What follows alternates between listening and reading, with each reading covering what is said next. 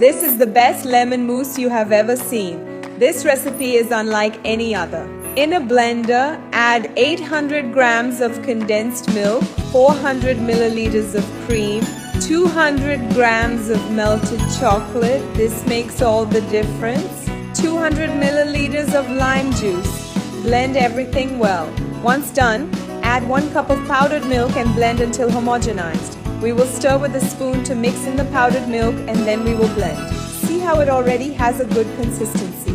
Once done, just transfer our mousse to a serving dish, spread it evenly, and refrigerate it. Melt 250 grams of semi-sweet chocolate with 1 tablespoon of coconut oil. Next, incorporate some puffed rice cereal and mix it in. Use the quantity that suits your preference. After that, simply spoon it over the mousse and spread it out. Folks, it is absolutely delicious. The texture, the flavor, it melts in your mouth.